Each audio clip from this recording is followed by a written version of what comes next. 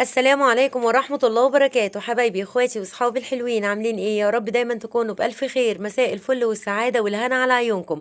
النهاردة ان شاء الله هنعمل مع بعض أكلة لذيذة وخفيفة وسريعة، ومهما تاكلي منها مش هتشبعي. هنعمل مع بعض صينية الشاورما بصوص التومية والجبنة الموتزاريلا، في الصينية كده في الفرن. بس النتيجة بتاعتها روعة. وكمان هنعمل مع بعض صوص التومية وهيطلع معاكي أحلى وأجمل من بره بكتير. بجد الطريقتين بتاعة الشاورما وبتاعة صوص التومية حاجة كده في منتهى الجمال والبساطة. تعالوا كده نسمي الله ونشوف الطريقة والمكونات بتاعتي عبارة عن ايه. بس قبل اي حاجة نسمي ونصلي على سيدنا محمد عليه افضل الصلاة والسلام. وما تنسيش الفيديو لو عجبك اللايك الحلو بتاعكم والاشتراك في القناة وتفعيل الجرس عشان يوصلك كل فيديوهاتي اول باول. يلا نسمي الله ونشوف المكونات وكمان طريقة التحضير. انا عندي اول حاجة الفراخ بتاعتي هتبلها او الشاورما. عندي نص كيلو من البانيه مقطعاه كده شرايح، وعندي كوبايه الا ربع من اللبن، وممكن تبقى علبه زبادي، وعندي كوبايه كبيره من الخل، وعندي كمان ليمونه. تمام. وعندي هنا معلقه كبيره من دبس الرمان ومعلقتين كبار من الكاتشب. التوابل بقى بتاعتي عندي معلقه كبيره من البابريكا، معلقه كبيره من الفلفل الاسمر، معلقه كبيره من الملح، معلقه كبيره من السبع بهارات، ومعلقه صغيره من الكزبره الناشفه، وعندي كمان قرفه مطحونه، وعندي معلقه كبيره من الكاري، ومعلقه كبيره من البصل البودر. انا كل المكونات والتوابل هسيبها لك في صندوق الوصف بتاعه الشاورما وكمان بتاعه صوص التوميه. تمام. اول حاجه هعملها هنزل بكوبايه اللبن بتاعتي وعليها عصره الليمونه معصوره، وعليها معلقه الخل، وكمان الكاتشب ودبس الرمان. التتبيله بتاعت الشاورما دي بجد في منتهى الجمال، جربيها باذن الله هتعجبك.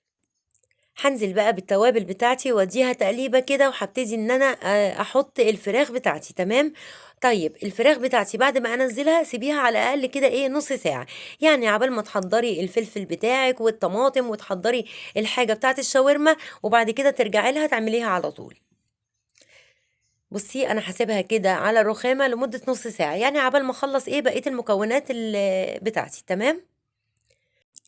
هنا بقى عندي فلفل الوان احمر واصفر، عايزه تحطي اخضر مفيش مشاكل، وعندي هنا زيتون كده مقطعاه مكعبات صغيره او حتت صغيره، وكمان خيار مخلل. تمام. اول حاجه بقى على النار هتجيبي كده معلقه من السمنه، انا بستعمل سمنه او ساعات سمنه على زيت.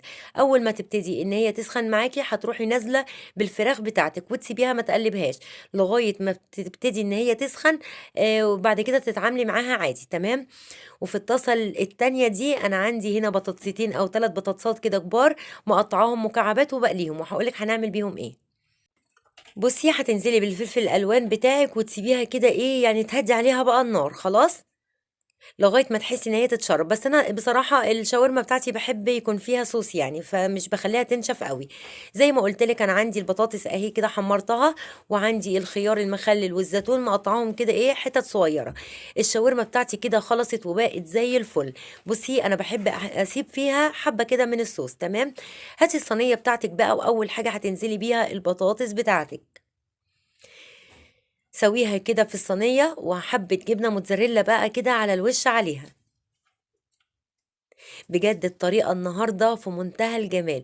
بجد أحلى صينية شاورما هتاكليها، زي ما قلتلك جنب مكرونة جنب رز، بالعيش كده تبقى تحفة. بجد جربيها وعلى ضمانتي جربيها، ومش هتعملي الشاورما بعد كده غير بالطريقة دي. طبعا أنا هنا حطيت البطاطس وعليها الجبنة الموتزاريلا، ورحت نازلة بقى بالزيتون والخيار المخلل اللي أنا مقطعاهم كده. ببتدي إن أنا إيه أرص كله على بعضه.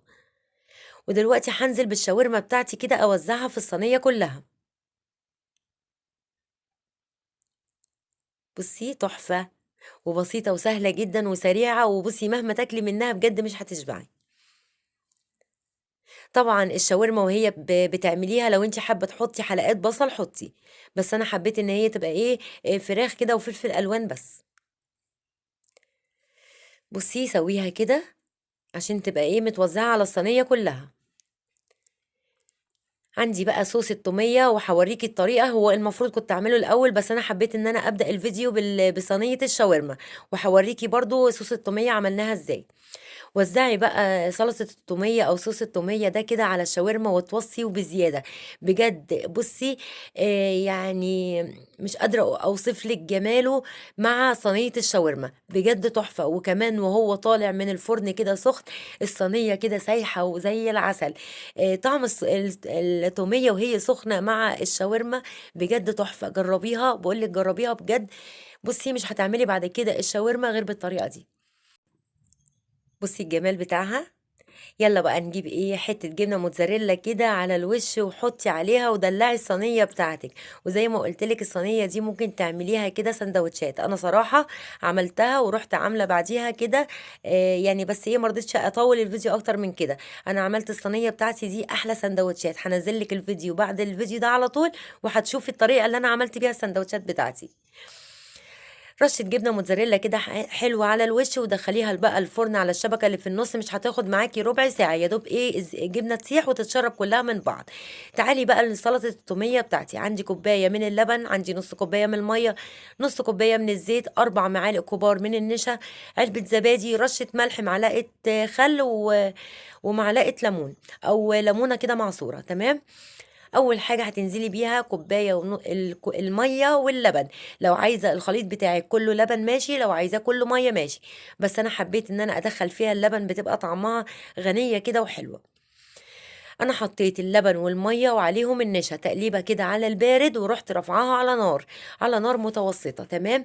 قلبي فيها لغايه ما تحسي ان النشا بتاعك او الخليط بتاعك ده عمل زي المهلبيه كده التقيله. بصي بالتقليب كده المستمر على نار متوسطة. انت كل مادة وانت بتقلبي هتلاقي القوام بيتقل واحدة واحدة. بصي اهو. بصي النشا بتاعي كتل لغاية ما كله اتجمع كده، بقى ايه، بقى حاجة كريمية كده تقيلة. تمام. وهو ده القوام المظبوط. يعني انا عايزاها كده، ما تقوليش ان هي باظت، لا انا عايزاها كده خلاص. هتطفي عليها بقى وتسيبيها لغاية ما تبرد خالص. ما ينفعش تشتغلي بيها كده وهي سخنة. تسيبيها لغاية ما تبرد خالص، وبعد كده تكملي بقية الخطوات بتاعتك. اهو بصي، اديتها كده تقليبه كده، وسبتها بقى، فردتها كده في الصينيه او في الطاسه وسبتها بقى تبرد. تعالي بقى بعد ما بردت نحضر بقيه المكونات. عندي علبه الزبادي، عليها معلقه الخل وعليها معلقه الليمون، وربع معلقه كده او نص معلقه من الملح، وعندي زي ما قلت لك نص كوبايه من الزيت. هنزل بالخليط بتاعي اللي انا عملته، اللي هو النشا والميه واللبن، كله في الكبه او الخلاط. تعالي بقى اضربيه بقى ضربة حلوة كده في الخلاط. تمام. لو حسيتي ان الخليط بتاعك تقيل قوي، ممكن تزودي ايه ربع كوباية لبن. انا عندي هنا ربع، يعني بصي انا بصراحة مش بحب اكتر التوم في التومية. انا بحط ربع معلقة توم، بتبقى طعمها كده مقبولة وحلوة، وكمان ريحتها حلوة.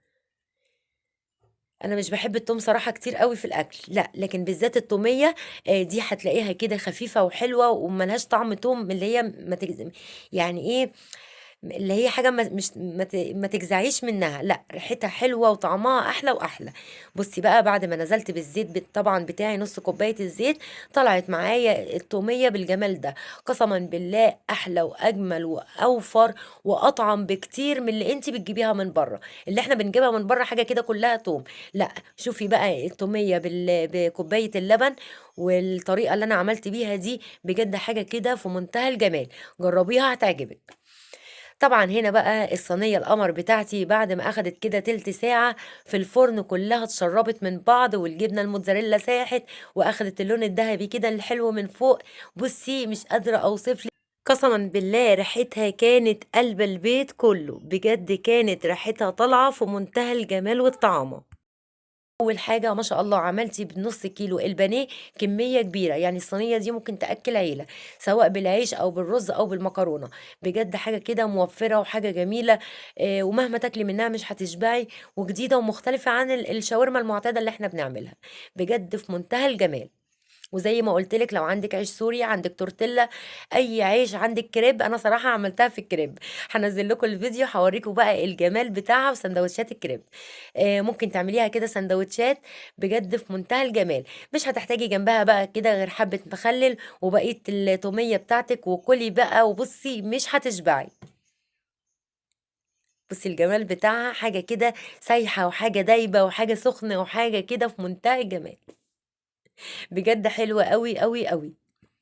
جربيها ان شاء الله هتعجبك. الوصفة سهلة وبسيطة جدا، مش محتاجة اي غلبة، وزي ما قلتلك سريعة وبسيطة وكمان موفرة. هتعمل معاكي النص كيلو بانيه هيعمل معاكي كمية كبيرة، هيقضيكي غدا وكمان وزيادة. اتمنى الفيديو يعجبكم، واتمنى وصفتي النهارده في صينيه الشاورما بالتوميه في الفرن تعجبكم. ونتقابل الفيديو جاي على خير ان شاء الله في وصفه كده سهله وبسيطه. اسيبكم في حفظ الله ورعايته. سلام عليكم.